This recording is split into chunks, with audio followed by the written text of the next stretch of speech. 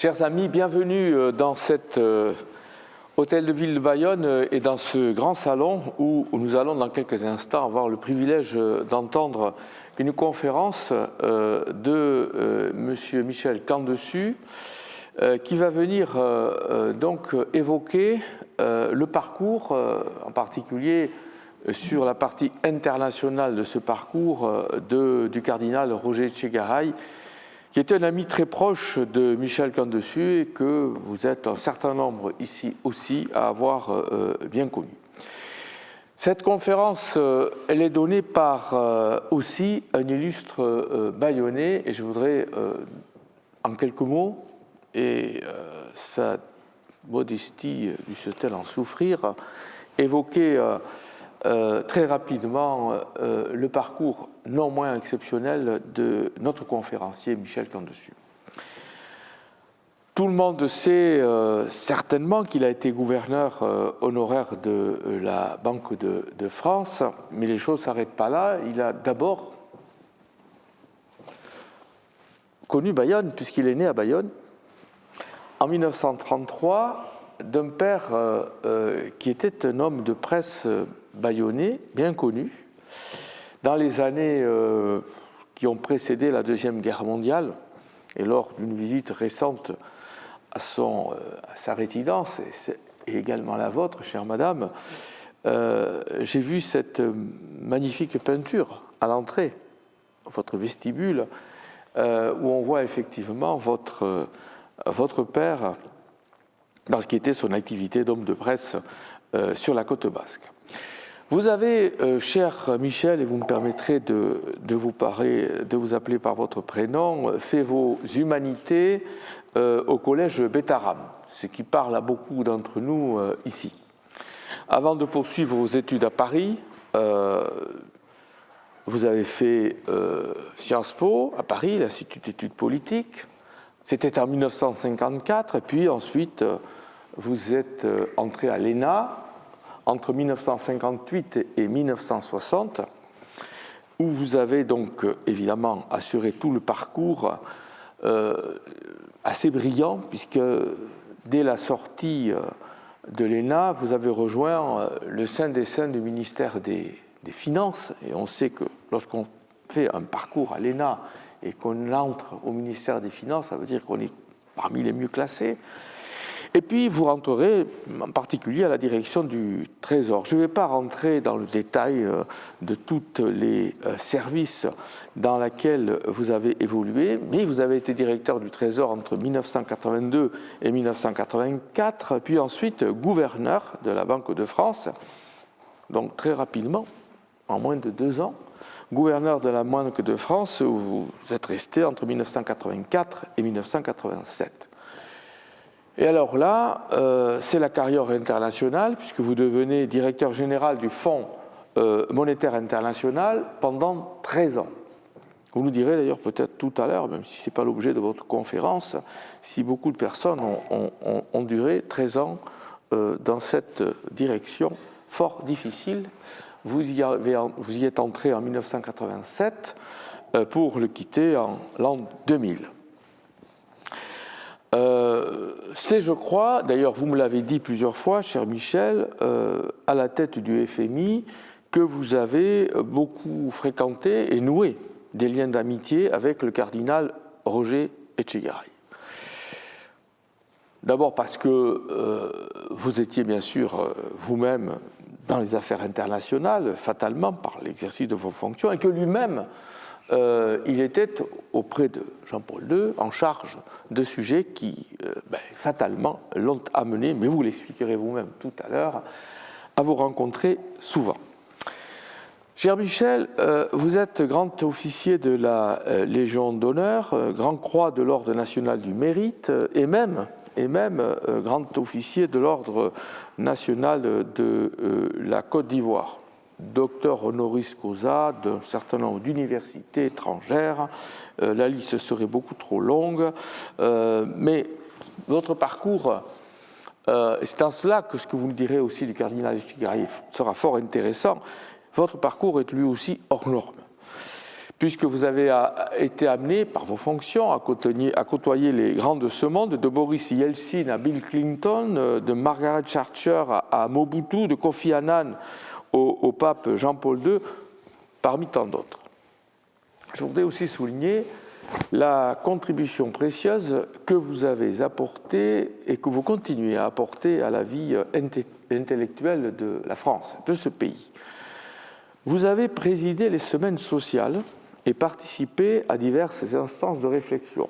Je me rappelle avoir participé 2 années successivement à ces semaines sociales, qui sont des moments de grandes rencontres, d'intenses activités intellectuelles et où on savait qu'on vous retrouverait chaque fois que ces semaines ont été organisées. Vous avez donc bien sûr participé à l'Institut français des relations internationales, au Conseil de la francophonie. Vous avez été l'auteur de plus de 10 ouvrages, je pense même que c'est 11. Le dernier, Vers le monde de 2050, très récent, qui reste pour nous une grande source d'inspiration et dont la résonance avec l'actualité prend aujourd'hui une grande acuité. Je ne dirais pas que vous avez prévu ce qui allait se passer, mais en fait, vous nous avez décrit le monde tel qu'il est en train d'évoluer. Et je pense qu'il y a bien des chapitres de cet ouvrage qui nous permettent peut-être mieux de comprendre ce qui se passe depuis ces derniers mois, voire ces dernières années. Et puis, cher Michel, je ne veux pas passer sous silence votre engagement pour la paix, et en particulier pour la paix au Pays Basque. Alors, bien sûr, vous avez agi beaucoup sur la paix en Afrique, et vous avez d'ailleurs beaucoup d'amis africains, de chefs d'État, d'anciens chefs d'État africains, qui vous remercient encore, je le sais, de ce qu'a été votre travail pour la paix dans un certain nombre de contrées en Afrique, mais je vous ai parlé du Pays Basque. Parce que vous avez accepté un certain 4 mai 2018, c'était en Cambo, monsieur le député Vincent Bru, votre ville, où nous avions effectivement une conférence internationale et où il nous fallait imaginer, en l'absence de Kofi Annan, qui était encore vivant et que nous espérions avoir à ce moment-là, souvenez-vous, et il vous a mandaté. Vous avez été mandaté par Kofi Annan pour représenter l'ONU. Après tout, le FMI est dans la galaxie onusienne. Et donc, vous avez représenté l'ONU. Et donc, Kofi Annan, lors de cette grande conférence du 4 mai 2018, qui a été celle, bien évidemment, comme chacun s'en souvient, de la dissolution de l'ETA. Vous étiez à ce moment-là à Arnaga, bien sûr, aux côtés de Jerry Adams, que vous connaissiez, de Betty Aterbe, de Jonathan Powell et de Brian Curran, qui étaient donc, entre autres, les représentants internationaux qui ont participé à ce grand moment pour la paix en Pays Basque. Je veux aussi vous remercier très chaleureusement, cher Michel, pour votre engagement et votre implication aux côtés de la ville de Bayonne. Je veux dire ici de votre acceptation d'assurer la présidence de notre fonds de dotation Bayonne Pays Basque Culture. C'est pour nous une aide très précieuse. Je le dis devant mes collègues qui sont ici dans cette salle et qui savent comme moi ce que nous vous devons, par le fait même que, par évidemment votre carrière, le lustre que vous apportez aussi à cette présidence de notre fonds de dotation. Cher Michel, je conclus en disant devant tous nos amis ici présents que vous êtes un citoyen du monde, mais que Bayonne aussi est fier de votre parcours et de la personnalité de l'un de ses fils. Vous allez maintenant nous parler de cet autre basque universel que fut le cardinal Roger Etchegaray, et ce en cette année 2022, qui marque le centenaire de sa naissance. Monseigneur Etchegaray fut un homme de foi, on le sait, un homme de paix, un homme attentif à tous les grands enjeux de notre temps. Et vous le savez mieux que moi, ambassadeur majeur de notre territoire, qui se nourrissait en permanence de ses origines. Il en était fier, particulièrement fier. Et lorsqu'on avait l'occasion de le rencontrer, il ne cessait de nous dire comment il s'était aussi nourri de son territoire au travers de la carrière exceptionnelle qui a été la sienne. Cher Michel, je conclus en disant que beaucoup de points communs, de valeurs partagées aussi entre vous deux, Roger et vous-même, expliquent le fait qu'on vous ait demandé d'assurer cet après-midi, ici à l'hôtel de ville de Bayonne, cette conférence de premier intérêt auquel nous avons, tous ceux qui sont ici présents, le privilège d'assister par et autour finalement de deux hommes d'exception qui ont marqué l'un et l'autre l'histoire contemporaine. Et c'est bien sûr l'un d'entre eux, conférencier, que l'on va écouter dans un instant. Merci.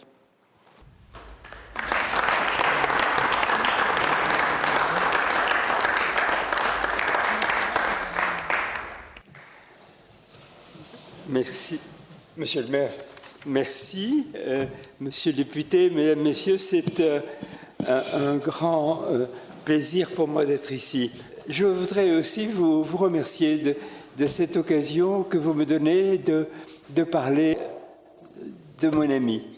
Et aussi de remplir, en ce qui me concerne, et j'espère et je sais que je ne serai pas le seul cette année, de remplir un devoir de mémoire à l'égard de Roger Etchegaray. Je sais, je crois comprendre qu'on va s'en occuper de ce devoir de mémoire du côté de Cambo et d'Espelette, et je ne saurais dire combien je trouve que les initiatives qui se préparent, d'après ce que je comprends, et dont on pourra peut-être parler à la fin de cette causerie, pour en effet que ce grand enfant de ce pays reste connu. Alors, il n'est pas question, je pense, de lui faire une magnifique statue de bronze comme celle du cardinal Lavigerie, mais je dirais presque qu'il le mériterait, parce que ces deux hommes-là ont été d'immenses serviteurs de la République et du bien public. L'un pour avoir prêché et rendu possible le ralliement à la République de ceux qui n'étaient pas encore convaincus des bienfaits de ce régime, et Roger Etchegaray, je vais vous dire pourquoi, mais votre présence ici fait que vous vous en doutez déjà. Alors il y a évidemment beaucoup de raisons de célébrer Roger Etchegaray cette année, vous nous l'avez bien dit. Nous nous sommes rendus compte, peut-être un peu tard, que c'était l'année du centenaire de sa naissance. Nous l'avons connu tellement jeune, il y a encore peu de temps, qu'il est difficile de penser qu'il aurait été centenaire cette année. Mais voilà, il y a un devoir de mémoire, il faut le remplir, et j'y viens. Les hasards heureux de la vie ou les desseins de la Providence ont voulu en effet qu'une profonde amitié se noue entre nous deux. Il était espelletard, je suis bayonnais, mais la géographie n'a pas joué un grand rôle dans cette affaire. Mais je pense quand même que nous nous sommes retrouvés beaucoup plus facilement parce qu'il y avait entre nous cette affinité géographique. Notre rencontre, la première, a été tout à fait improbable. Je ne le connaissais pas, bien sûr je l'avais aperçu ici ou là, mais nous n'avions pas établi le moindre lien.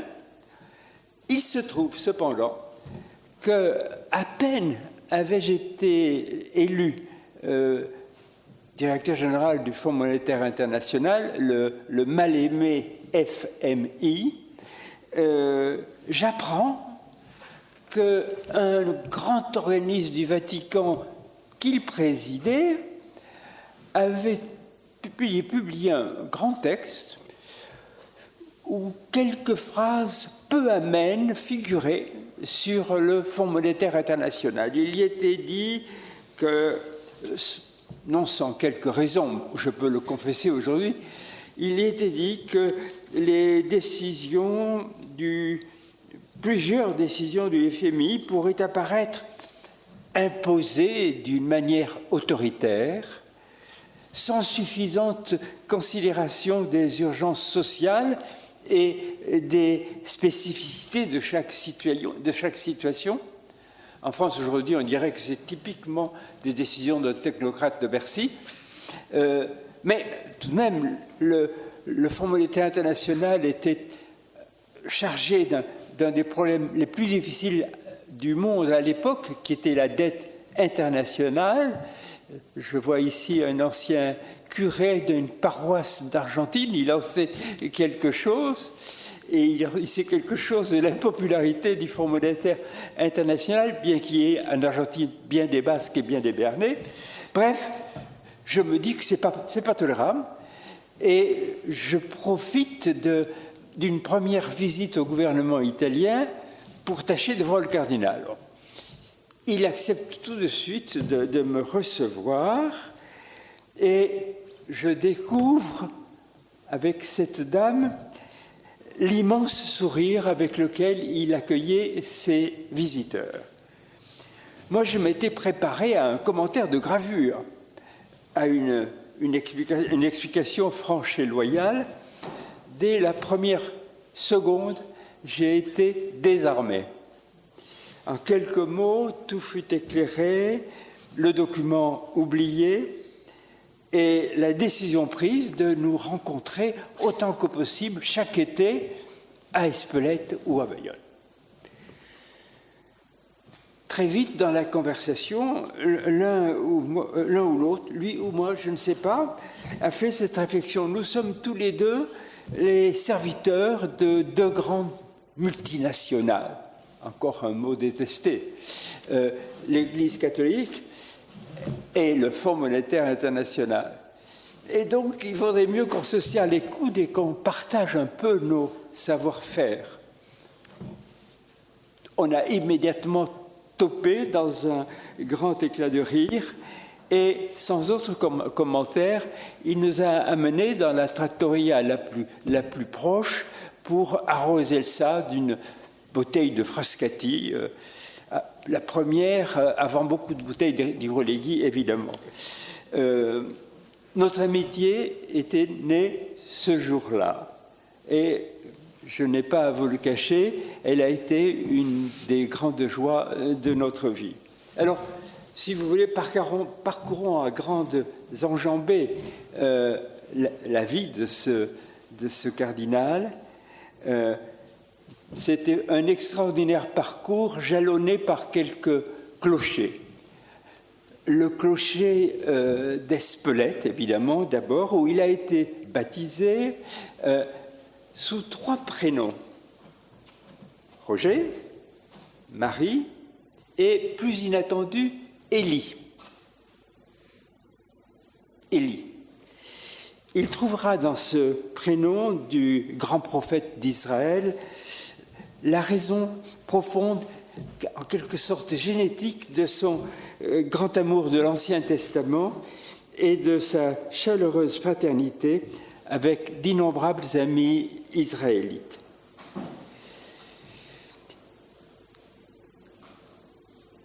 Il y a aussi ce que le monde entier sait très bien. Que vous soyez chef d'État ou vicaire d'une paroisse ou simple compagnon de randonnée de montagne, au bout de quelques instants de conversation, il vous aurait parlé au Bangladesh, en Chine, à La Plata, du Pays basque.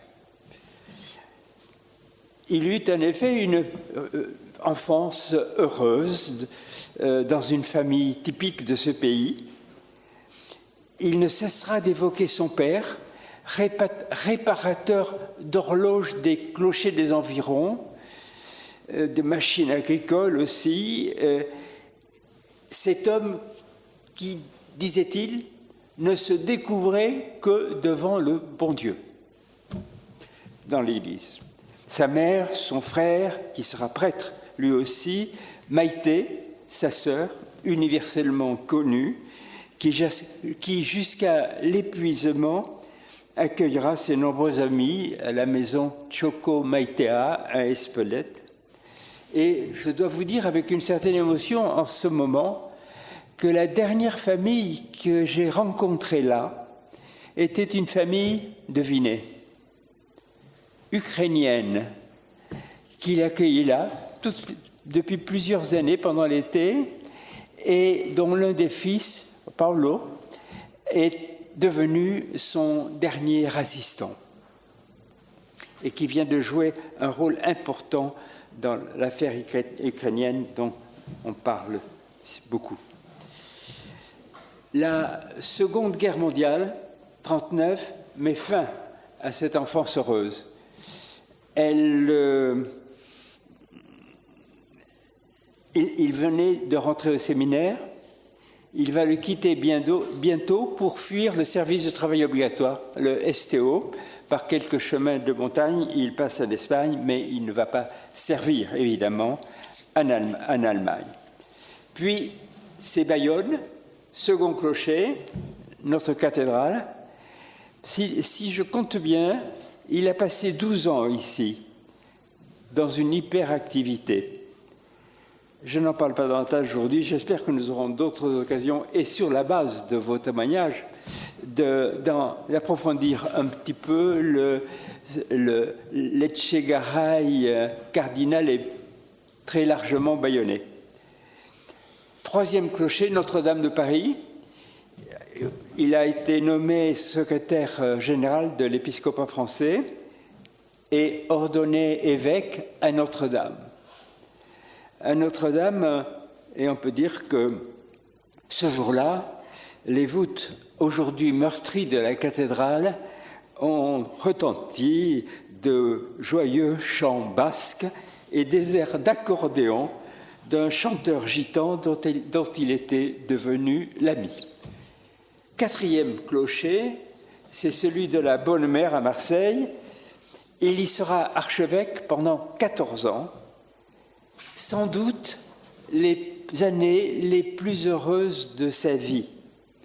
Mes premières amours d'évêque, dira-t-il. Et pour vous donner la tonalité de son attachement à cette ville, je vous cite ces quelques mots de réponse au discours que Gaston Defer, l'immortel maire de cette ville, avait tenu pour célébrer son chapeau de cardinal. Alors c'est Roger qui répond, je cite, « Lorsque je suis devenu évêque de Marseille, j'ai été aussitôt adopté, comme baptisé dans les eaux du Vieux-Port. Me voici maintenant confirmé dans ma citoyenneté marseillaise, dans cet hôtel de ville qui est la maison du peuple marseillais. Merci à la maison du peuple bayonnais qui nous accueille et qui me reçoit comme l'un des siens. Monsieur le maire, c'est de faire ce coup-ci. Vous n'avez pas de sabre, je n'ai pas de goupillon, mais quand il s'agit d'assurer la promotion de tous les hommes d'une cité, c'est avec confiance que le premier magistrat et l'évêque se retrouvent à la délicate jointure du temporel et du spirituel. Enfin, ce peuple marseillais qui a sa mémoire, son hérédité, ses cicatrices, sa tendresse, ses rêves d'avenir, ce peuple de Marseille, je vous remercie de me donner l'occasion de confesser que je l'aime à la folie. Puis il y a Rome et Saint-Pierre, et là, jusqu'aux ultimes années de sa vie, il sera le collaborateur, le confident et l'ami de ce géant de l'histoire de l'Europe et du monde qu'a été le pape Jean-Paul II. À partir de là, ne comptons plus les clochers, ils sont innombrables, comme les voyages qui, à la demande du pape, vont lui faire arpenter le monde. Ce sera dans l'extraordinaire diversité de ses missions qu'entre sourire, dialogue et larmes, il sentira, comme il disait, battre le cœur du monde. C'est le beau titre d'un livre qu'il a coécrit avec le journaliste Bernard Lecomte. Voilà, l'itinéraire et ses clochers. Mais quel genre d'homme était-il? Je pense qu'à Bayonne, je pourrais sauter ce paragraphe, parce que tout le monde l'a connu ici. Mais notons deux ou trois choses. D'abord, l'éclat d'une intelligence qui est d'abord une intelligence du cœur, mais aussi une formidable capacité d'attention aux personnes et d'imagination pour tout ce qui peut les rapprocher, tout ce qui peut les réconcilier et les amener à se comporter au meilleur d'eux-mêmes. Une très vive sensibilité avec ce qu'il exprime toujours, une capacité à exulter de joie dans l'amitié et aussi une souffrance très vive dans tout ce qui peut abîmer l'homme, écraser les plus faibles. Pour ne pas mentionner, et ce fut la grande tristesse de sa vie, toutes ces ignominies qui ont défiguré son Église qu'il voulait servir jusqu'au bout. Enfin, une passion, la seule que cet homme si pudique sur tout ce qui le touchait de près avouait volontiers, voir pour mieux les servir, comment vivent les hommes et les femmes d'aujourd'hui. Partout et surtout là où, comme aux portes de l'enfer de Dante, toute espérance a disparu. Cette passion pour l'homme l'a constamment amené à rechercher toutes les rencontres possibles, comme si l'extraordinaire tapisserie de sa vie en était tissée. En toute conversation avec lui, on pouvait identifier deux maîtres mots, deux mots magiques sur ses lèvres. Il prononçait l'un avec une particulière intensité, le mot « contact », l'autre avec délectation, « joie ». Joie évidemment de la rencontre. Et il utilisait tous ses dons pour accueillir la joie, la vivre, la susciter, si nécessaire, la provoquer. Alors, tous les étés, autour du 20 juillet, le téléphone sonnait chez nous. « Allô, Michel, je suis arrivé à Espelette. Quand nous voyons-nous? On a trop de choses à se dire. Maïté nous prépare une piperade. Où on va aller voir? On va aller chez Dareidou, votre ancien collègue d'Espelette. » Et voilà quel était le cadre le plus fréquent de nos échanges. L'ordre du jour était toujours le même. On parcourait l'état et les perspectives du monde, de ses points chauds, et ce fut la chute du mur de Berlin, la marche des pays de l'Est vers leur liberté, leur redressement économique, la crise en Amérique latine, tous les pays y passant les uns après les autres, la crise asiatique, enfin. Chaque fois, nous essayons de repérer les interlocuteurs les plus fiables avec lesquels quelque chose pourrait être construit. L'équipe polonaise avec Lech Walesa et le Premier ministre Mazowiecki, et le pape suivait ça avec les yeux d'un patriote polonais. L'Église orthodoxe qui avait tellement à nous dire sur le réel état de la société russe. Et c'est ainsi que le patriarche de Moscou, à l'époque, Alexis II, quelqu'un de très différent du Cyril que nous connaissons aujourd'hui, il le connaissait déjà très bien et il est devenu notre ami commun.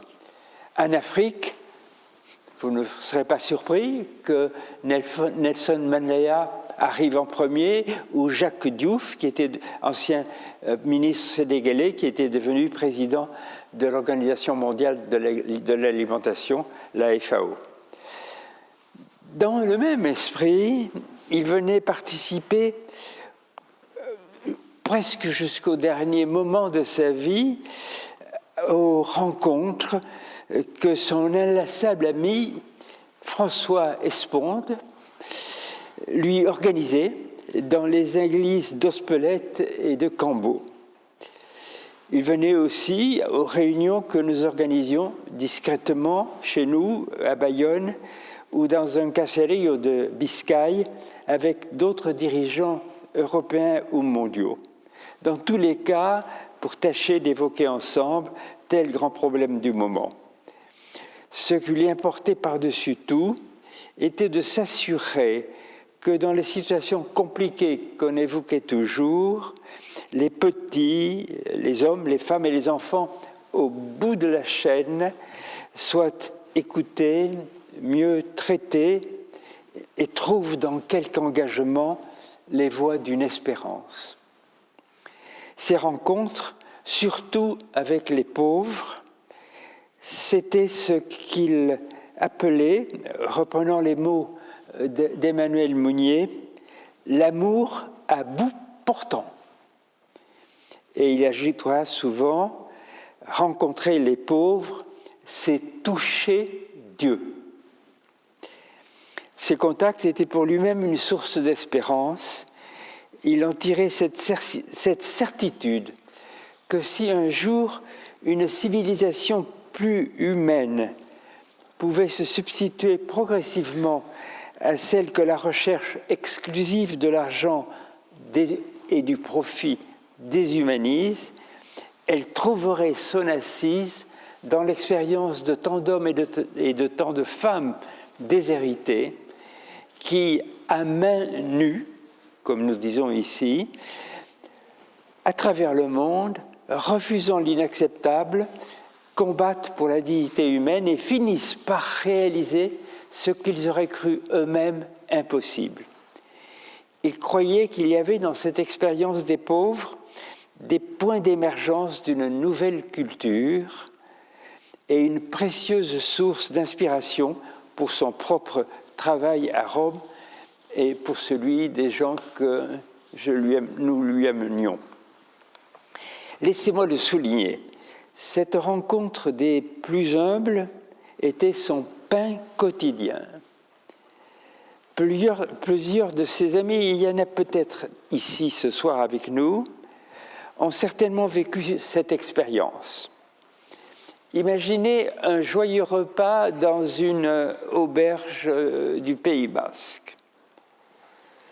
Vous le verrez toujours s'éclipser à la fin du repas pour aller à la cuisine, saluer ceux qui font la vaisselle ou qui aident la cuisinière, qu'il connaît toujours bien jusqu'au prénom de ses petits-enfants. Pas toujours les prénoms des petits-enfants, mais souvent. Cette diplomatie de l'amour à bout portant caractérisait ces innombrables missions d'envoyé spécial du pape pour la défense de la justice et des droits humains, pour la réconciliation et pour la paix. Comment vous en donner une idée ? Il y a eu les succès, il y a eu les échecs. Je vais m'en tenir à vous raconter brièvement, je ne sais pas où j'en suis du calendrier ou de l'horaire, je vais vous raconter celle qu'il avait le plus grand plaisir à évoquer. La Chine d'abord. Le rêve de sa vie aura été de contribuer à établir des liens vrais au-delà de la simple diplomatie, avec ce pays qui, dans les années 60, persécutait l'Église catholique et lui était obstinément fermé. Pas de quoi le décourager. Il se souvenait que les seigneurs d'Espelette avaient été liés à la famille de saint François-Xavier, mort au XVIe siècle sur les plages de l'île de Saint-Sian, à quelques encablures de la Chine sans avoir pu réaliser ce même rêve. Alors comment faire? Et là où les Américains, Henry Kissinger, avaient découvert la diplomatie du ping-pong, lui inventera la diplomatie du panda.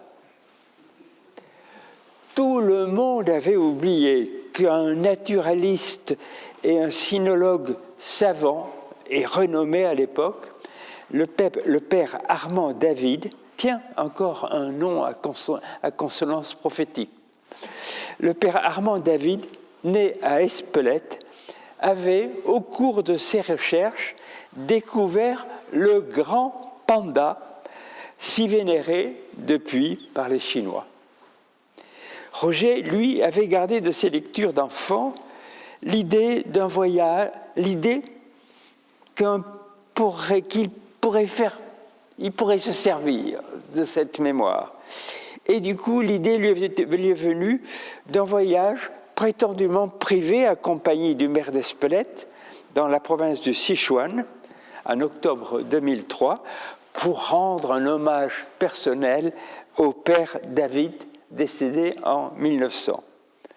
De là, de fil en aiguille, toute une série de contacts avec les autorités régionales d'abord, puis nationales de la Chine, prenant de plus en plus un tour officiel. Il y fera 4 voyages, certainement pas des parties de plaisir, parce qu'il sera toujours accompagné, évidemment, par des représentants officiels, empêché d'entrer en contact avec l'Église clandestine, obligé de protester avec vigueur contre les arrestations pendant son séjour de fidèles ou d'évêques. Bref, il surmonte tout ça et il parvient à une grande avancée vers la normalisation des relations entre la Chine et le Saint-Siège, qui devait se traduire il y a quelques années par un accord sur l'épineuse question de la nomination de l'évêque. Est-ce le pape ou l'empereur qui nomme les évêques? Question qui a été fréquemment débattue entre les églises et les États. Un autre pays, claquemuré lui aussi, n'a pas pu lui résister. Il s'agit du Cuba de Fidel Castro, dont il sut conquérir l'amitié. Je vais vous lire un tout petit passage d'un texte où il parle du leader Máximo. C'est dans un livre qu'il a intitulé « L'homme à quel prix ?» Je le lis. Fidel Castro est un homme très cultivé, formé à bonne école, jésuite, curieux de tout. Chaque fois, il me parlait de ses lectures encyclopédiques et me posait des colles sur l'Église ou l'Évangile.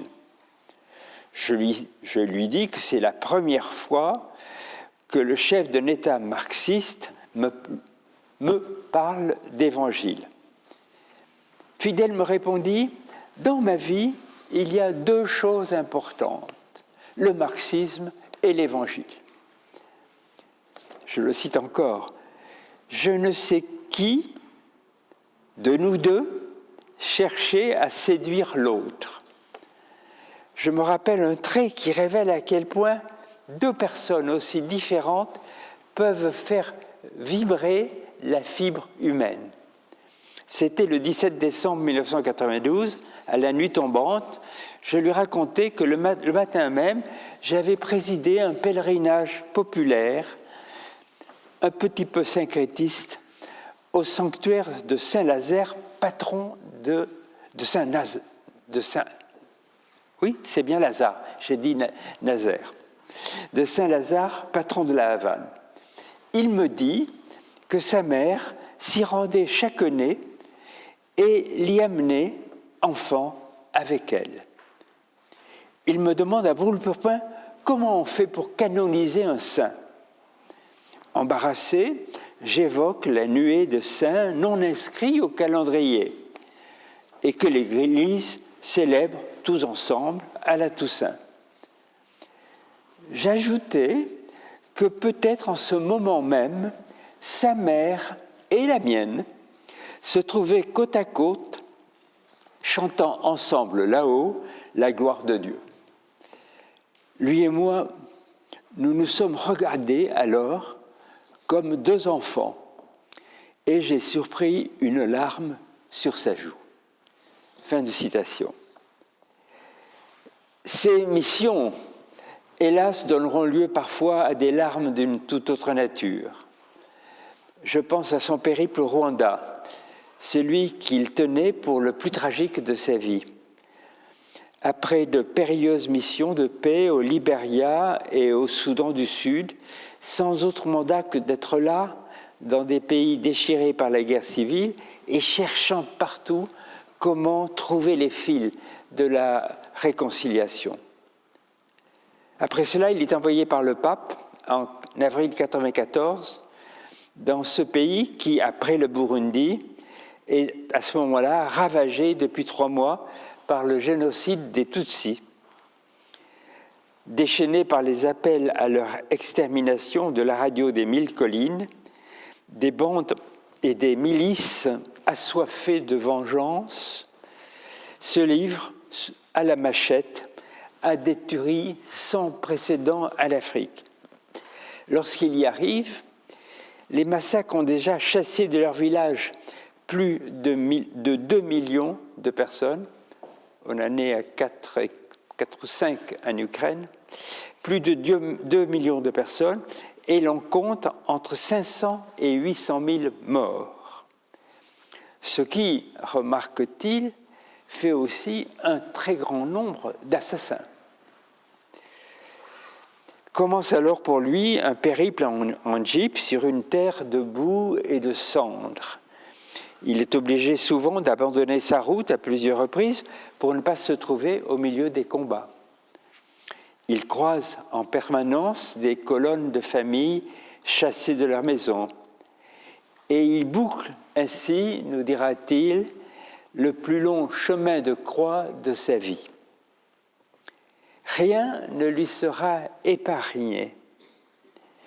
Un repas officiel de bienvenue présidé par un ministre, à la fin duquel, après un toast pour la paix, plusieurs convives quittent la table pour aller participer dans une prison voisine à des exécutions de détenus.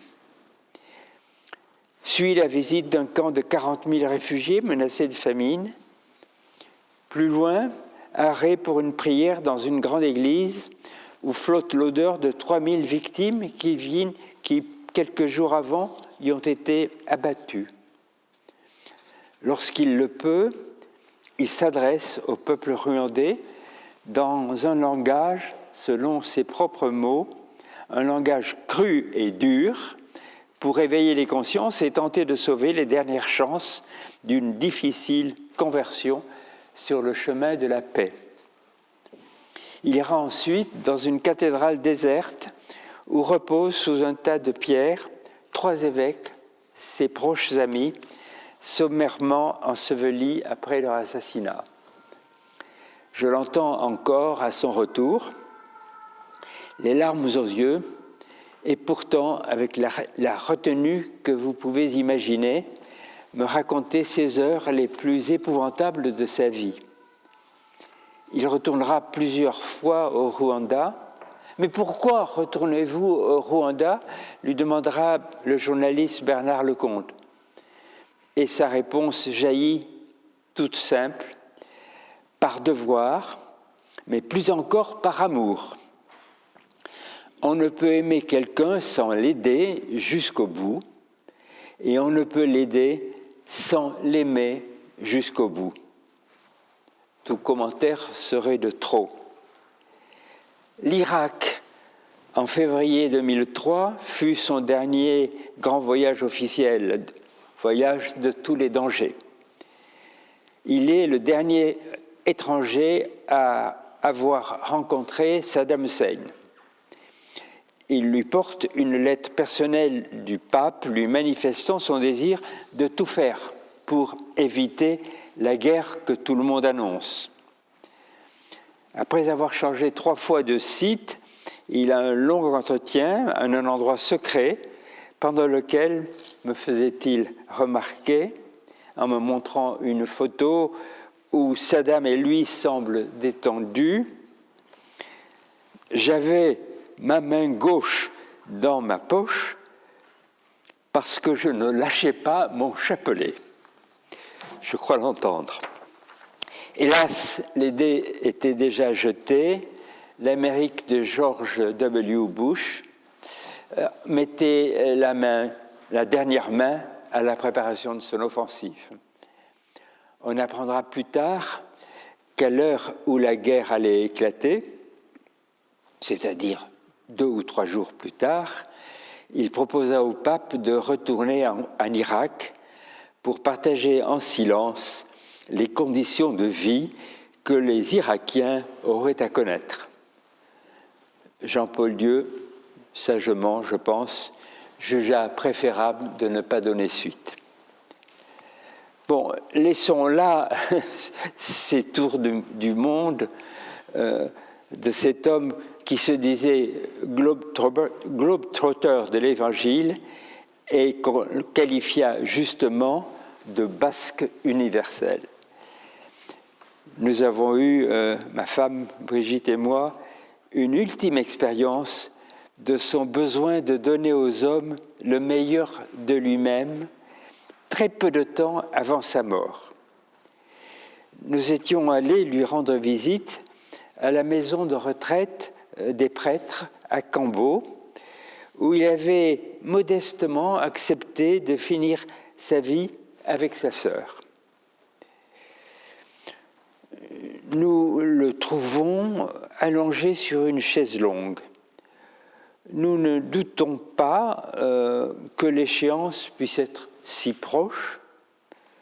Nous nous embrassons, nous échangeons quelques mots, et très vite il sort un exemplaire de son dernier livre, et il me dit « Regarde, j'ai écrit ce livre d'un seul trait, mais je voudrais en faire une nouvelle édition.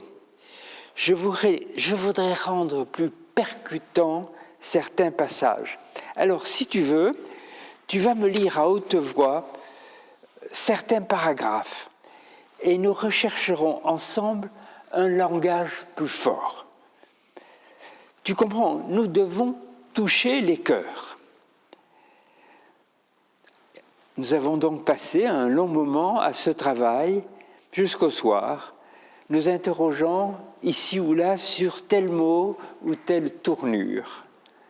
Ce fut le dernier épisode d'une collaboration qui, au cours de 3 décennies, était devenue, je ne sais pas ce qu'on en jugera au jugement dernier, une amicale complicité.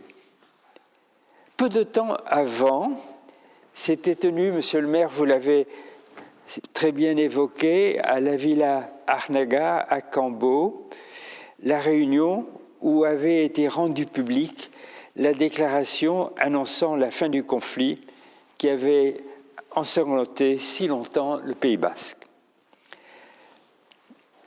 Dès la fin de la manifestation, nous fîmes irruption, Vincent Bru, le député du lieu, et moi-même, dans sa chambre, pour lui porter la si bonne nouvelle. Il faisait la sieste, on le réveille.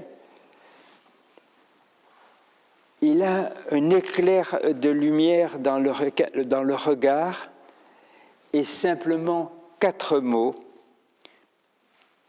Merci, merci mon Dieu.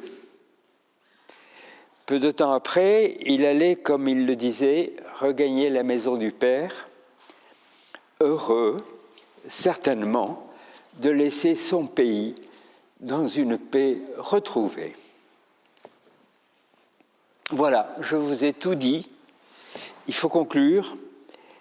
Les circonstances actuelles d'une Europe cruellement meurtrie par la guerre nous invitent à le faire sous le signe de l'incontournable devoir de construire la paix.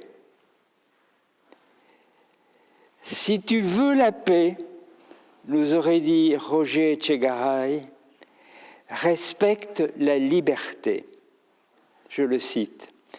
La liberté est indivisible et dans une civilisation devenue planétaire, nous devons aussi rendre nos libertés solidaires de celles que des hommes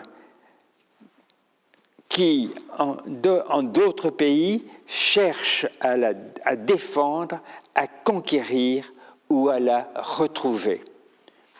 On ne devient vraiment libre que par la liberté des autres. Vous trouverez ces mots dans son merveilleux petit livre « J'avance comme un âne », plein, comme il le disait, de petits clins d'œil à la terre et au ciel. Je ne saurais assez vous en recommander la lecture et je vous remercie de votre si aimable écoute.